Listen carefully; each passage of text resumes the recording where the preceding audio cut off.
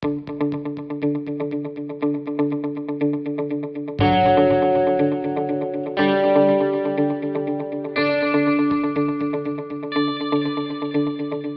thank you all for joining us.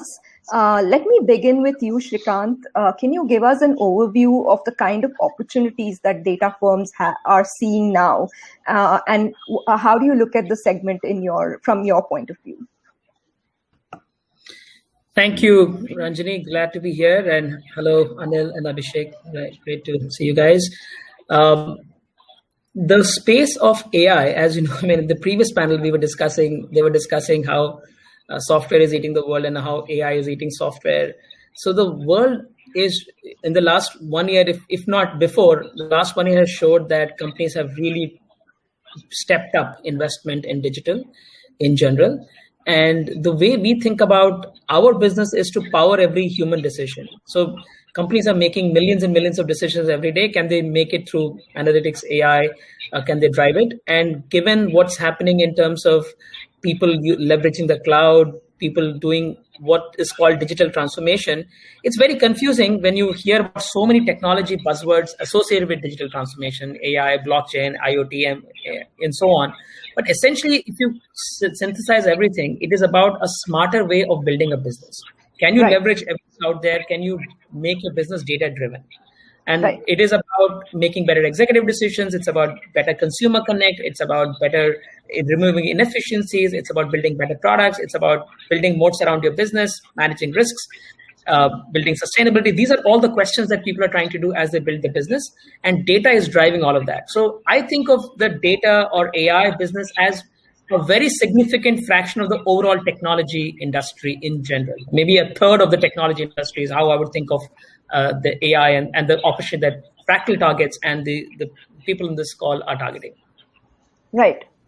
Anil, can you add to that? How are you looking at opportunities and your experience so far?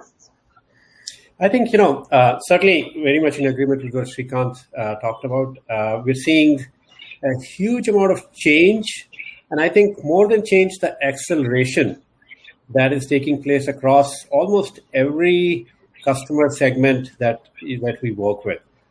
People are, moving very fast in terms of getting access to the data, using that data, and trying to build technology that's able to bring the intelligence from the data into the decision making that they're doing. So there is actually a sea change from in the last 1 year, thanks, probably to COVID and other things that have happened along with that, that this change is going in a very big fashion. And I think there's one other piece that I would mention, which is there's also a very big focus now on building what I would call our data-centric architecture for a company. So, when you think of cloud, when you think of AI, all of those things are where the companies are now starting to look at how do we rebuild the company's data architecture so that data is centered to everything that is going on. So there is tremendous focus on moving data to the cloud, moving analytics to the cloud, moving all the different tools that are using data onto the cloud. So there is actually, this is one of the best times to be in this space right now. Right. Abhishek, can you bring in the investor angle and talk about what are the segments that investors have found most profitable? Yeah. So, Ranjani, first of all, I'm assuming I'm audible, right? Just let me know because I'm using the leanest, the leanest infrastructure right now. So, no, thanks. Thank you. Yeah. And great to be here. I think if I could just elaborate and bring in the context to the question that you have asked, Ranjani, the way we see it, right? Data largely exists in three forms today. Either as a company you're generating data, or you're processing a huge amount of data, or essentially, you kind of leveraging data in terms of acquisition, which is data acquiring. So each of these become the moat in themselves from our perspective. Like I was saying the other day, I think how AI ML has now become a very, very common feature and commoditized phrase or slogan in any pitch decks that we come across.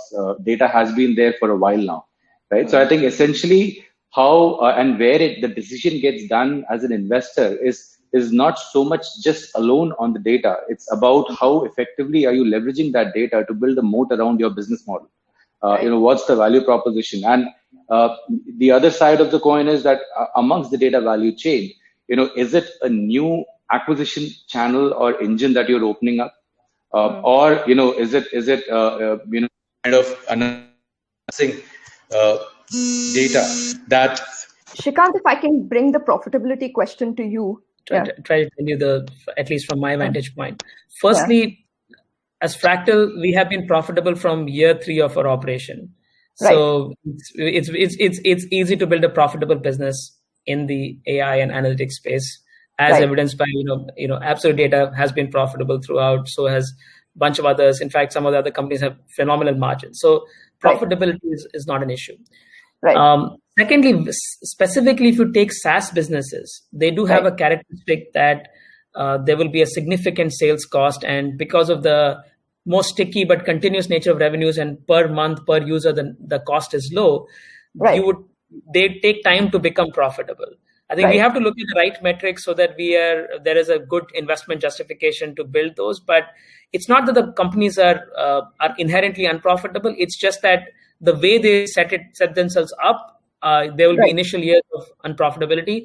But what we have to look at is, are they a really high gross margin? And the sum of the costs that we are looking at, for example, sales costs, which could be, could be between 50 to 100% of revenue. In case of a SaaS company, sales cost could be 50 to 100% of revenue. These are costs that are going to be there as part of growing. Can you really dramatically accelerate growth? If you're growing at 100%, we should not care about profitability. Abhishek, I think you may need to be on mute because there's some buzzing sound coming from your end. I apologize. So if you're growing at 100%, you don't have to have EBITDA margins at that time. So what we look at is, what is your growth rate and what is your profitability rate as seen by EBITDA margin? If you add the two up, you are at 50 plus, you're good. If you're 50% growth and you're 0 profitability, you're good. But if you're 100% growth, you can be unprofitable. That's also okay. So that's the way to, at least I look at it, because we do have a portfolio of investments we have created in the AI space. For example, Cure.ai, which is growing phenomenally, getting a lot of investment interest and growing in the right way. Similarly, we have data-driven investing business called Theremin.ai and Cuddle.ai. Each of these businesses are growing, and we keep looking at this one metric. Are they growing fast enough? And are they at the level of profitability or lack thereof? But if you sum the two, is it more than 50? That's really my own sort of mental benchmark to think of whether these companies are doing well or not. Right. And to both of you, what are the challenges that you faced in terms of scaling these businesses when you're just starting up, when you're building data businesses? How do you look at monetizing it? What are the streams that you're looking at? Anil, if you can take that, and then we'll come to Srikanth and then Abhishek. Sure. Yeah. So I think, of course, when it comes to scaling up, it does, of course, depend a little bit on, the two types of businesses that Srikanth mentioned. So the SaaS business, there is a slightly different focus on scaling that up versus if it's a services business. Right. On the SaaS business, I think the challenge usually tends to be more on product market fit. Right. So because this is a space that's been hot for a long time. Right. I think we've been hearing about big data and analytics for almost 15 years now. However, there are different parts of the data stream, if you might think of it. The data stack that you have, which have been growing at different rates. So as you're scaling up, the product market fit becomes one of the most important pieces to it. Second, of course, is then putting your organization which can scale as the demand goes up. Right. So if it's a services business, can you build accelerators? Can you build technology that can replace people? Because that's what's going to give you an exponential growth rather than a linear growth that you will have if it's just a people-based business. And finally, of course, is something which was discussed in the previous panel as well, having the right sales team and the right marketing presence in being close to the client and being there. I think those are the kind of factors that you need to keep in mind while you're trying to scale up the business. Right. Srikanth, to you, how would you look at that? So your question, Ranjani, was how can we, how do we sort of build it about the initial stages? I think in the initial stages, in a services setup, it's about getting the right clients and building the right team. Because if you have the right clients and you're solving the right problem, you're differentiated, you have a great team, I think you can build profitability very quickly. In case of the SaaS businesses, like Anil has mentioned, it is initially about getting the right product market fit. And there will be several pivots to do that. And then it's about just getting sales acceleration. I think building a brilliant sales team, having the entrepreneur, the founder initially the founder is a tech person, right? She or he is a techie person because has the product vision, building that out. That's the initial role. Can they really reinvent themselves to be a salesperson, right? The best founders are the ones who have been able to make that transition from a techie to a salesperson at the right time of the business. So initially it's all about product, get the product right, get the tech right, get the product market right. But after that, it's about, can I really drive sales? Or if they're not, can they bring on such people to come and lead sales that they can accelerate? That's really what I've seen as the initial sort of things to do to succeed as a SaaS business, especially in the AI and tech space. Right. That's interesting. I was also wanting to know your thoughts about, with so many data companies coming now, data is, if everyone has access to the same data, the increasing commoditization of data, how do new age business companies that are breaking into this segment, how can they differentiate themselves? We can accept, the team would be a differentiator. In addition to that, are there other trends that you've noticed that has helped companies differentiate themselves? I'll take a shot at it, Ranjani. I think today, any entrepreneur who's starting a new business in the AI space has to pick a very specific problem and really be extraordinarily good at solving that problem. Rather than trying to take broad set of things and build a generic firm, I think it's going to be very hard to scale that kind of a business and build expertise, etc. So it should be a big problem. The addressable market should be big, but it should be very focused problem. Because really where AI is doing extremely well is actually in specific problems. The age of general intelligence, super intelligence, and all that is at least 10 years out, maybe 20 years out. But right now, AI is very good at solving narrow problems. Take a narrow problem, build it end to end, and really validate with customers and clients, right? And that's what I think we'll have to do. So if Cure.ai picked healthcare, I'll tell you the evolution of Cure.ai maybe in a minute or so that you can see how that happened. So Cure.ai started when Prashant Warrior was the CEO of Cure.ai and I brainstormed initially. We said, let's do something in healthcare AI because healthcare AI is such a place where we can make a meaningful change to the world. So that was how generic it was. After healthcare AI, after some brainstorming, we said, let's do genomics because that's a very interesting area of AI. And let's do potentially imaging.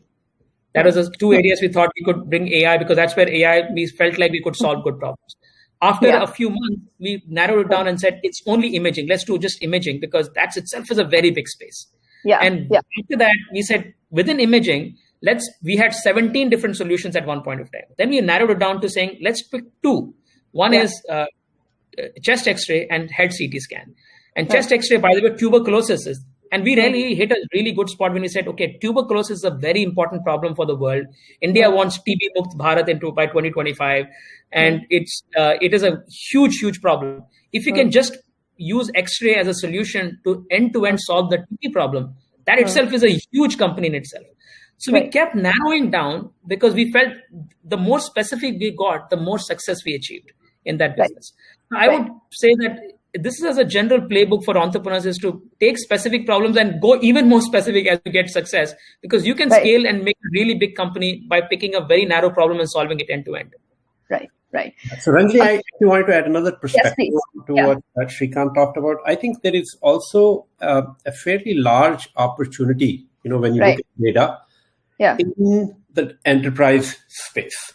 Because what you look when you go to, Fortune 1000 companies, they, despite the amount of investment that's been done in technology and the number of companies that exist there, the whole process of collecting the data, making it accessible, building solutions on top of that is still very slow and very inefficient.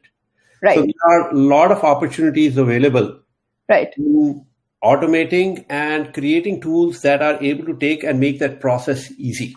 It still takes months and months before companies can get all of their data together before something can be done. I think there is quite a bit of an opportunity there. So if, as a startup, as Abhishek had mentioned, there is an opportunity where you can own data, which is probably the tougher one right now. But there's a lot of opportunity as you go upscale. And I think Srikanth was talking at the one other end of it where, you're building solutions. But I think there is also an opportunity for that in the stack underneath that where you can create a lot of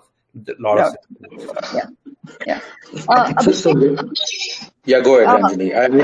I just had one quick point on this one to add. I mean, very, very quickly, again, the way we see it is very simply, probably a little too simplistic, but twofold, right? One is data driven and the other is data as a monetization. I mean, if a company is leveraging, data to bring in incremental advantage to their existing product solution is one part of it. And that's where your question of how do you build a moat really depends on the business model at the end of the day. Like Srikanth and Dr. Anil said, it's about putting those very, very high performing sales team, product in place, etc., etc. I think when data is a monetization, then definitely you may have an edge depending on the value prop of what data you want to bring and how do you want to build your journey till the time you start monetizing your data. I think that's the fundamental chasm in the Indian context, right? But just wanted to kind of quickly chime on that. Please go ahead. Yeah. I was going to ask you if investors are able to accurately value these companies, or if companies are finding investor appetite to be greater abroad. If Indian companies, if there is investor depth in India to value these companies, or if they should go abroad. Yeah, and I thought that we are under a problem where a lot of things are getting overvalued. Nonetheless. So no, I think you have a very valid point. And again, fundamentally, if you go on the psychology of it, it's all about upstream capital and home, right? I mean, US, Bali.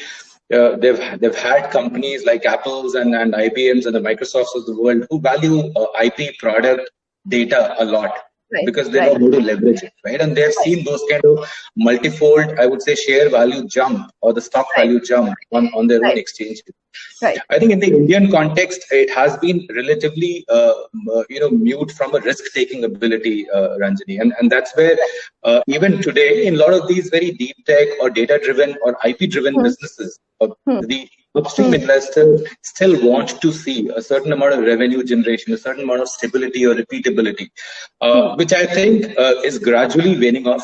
And for the good, I believe, because I'm not saying that all 10 out of 10 investments will pan out. Definitely, 8 or 7 of them will fail, but the remaining 2 and 3 will make history, right? And I think that's what at least we strongly feel that in the Indian context, that's why most of these startups. Case in point for us, one of the companies had to reach out and raise money from US investors, and then you had a lot of follow-on investors from India. When you have the lead investor from US. So I think there's a bit of a playbook generation going on, and as far as IP and data play is concerned, before monetization and revenue generation. But we definitely see at least the early stage chasm now a little bit filling up. Hopefully, the more upstreams, the growth stage as well, will fall in. And it's about seeing few successes. One of those such things is, for example, I was a little put out when Abhishek mentioned that Darwin Box is sitting on 1 million employees' data and they're now trying to run some experiments. That data belongs to the customers. It doesn't belong to Darwin Box. The moment any company does things like just because the data is flowing through me, I own it or I can use it, it's very dangerous territory. It's extremely dangerous. It destroys customer trust. So that's just an example. We are not, unless we sort of put the lens of, if I am the customer and if I heard this, how would I feel? I think we will not understand it if you don't apply the newspaper test. And in general, because of the power of data and because you can learn from each other, you can really fine-tune an algorithm once we have a few clients. Right? How responsible you are is, first of all, is it open? Is it transparent? Is it fair? Is it biased? A lot of these questions around accuracy, bias, fairness, etc. come in. But also, I also say that an overarching newspaper test is very important. That you can put, if it's an open box and everybody can see it, they are not going to be comfortable with it. which I think is another thing that all enterprise tech companies or deep tech companies in India should be very careful to not to walk that path with that clarity in mind. Right. Anil?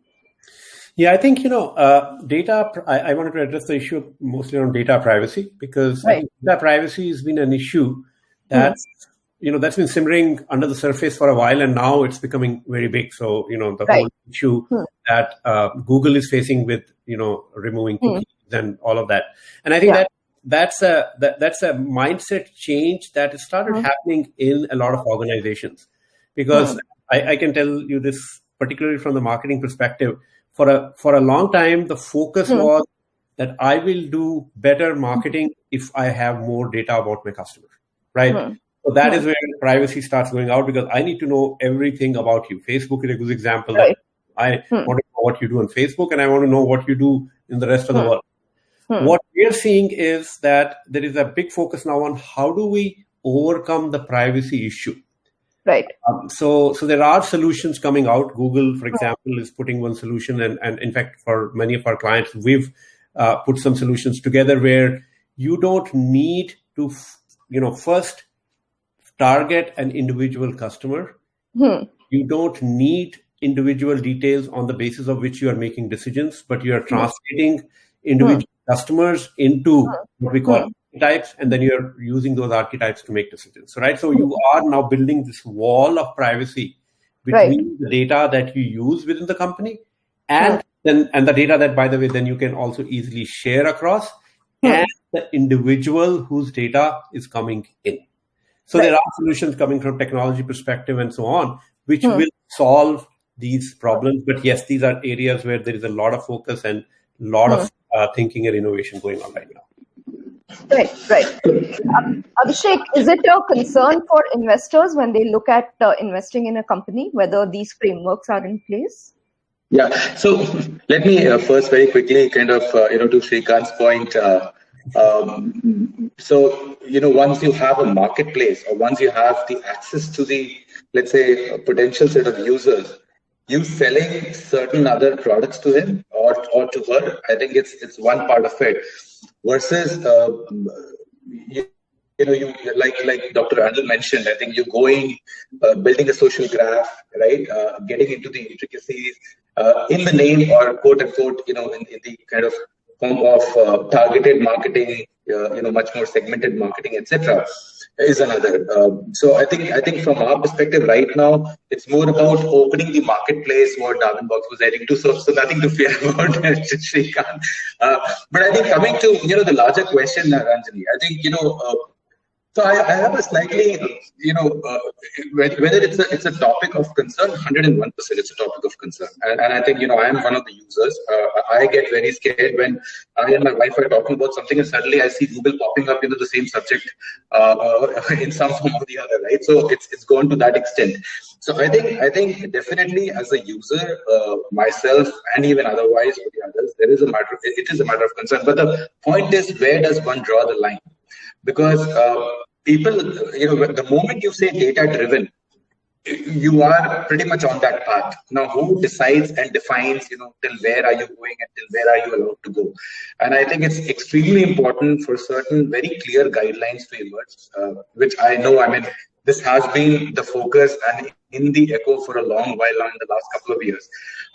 I think from let's say in one of the companies that we invested in the fintech consumer lending space, Ranjani, this was one of the very, very critical points for us. Right, that what kind of data are you building? Because if you're saying you're building a proprietary decision framework, where to what extent are you going? And is it really inhibiting in one's own privacy territory? Right, and whether one likes it or not, I think everyone talks about that proprietary mode. But at the end of the day, I think I somehow feel in India it's still fairly checked to some extent, compared to outside. But I think yes, definitely, a line has to be drawn. But then where and who draws the line, be it responsible AI, responsible data, anything. I mean, responsible environment, we keep talking about it. But then how does one define the guidelines become very important, because otherwise then it's actually left to the interpretation of one's wisdom, right? And hence creates a bit of a confusion here and there. Very interesting company we came across, building a social network, leveraging blockchain, where the consumers are allowed to monetize their own data if they want to. Very interesting concept. So definitely it kind of leeways into new business models and opportunities, keeping these aspects in mind. But I think irrespective, a cause of concern, but at the same time, some outside formal and institutionalized framework needs to emerge is my firm belief.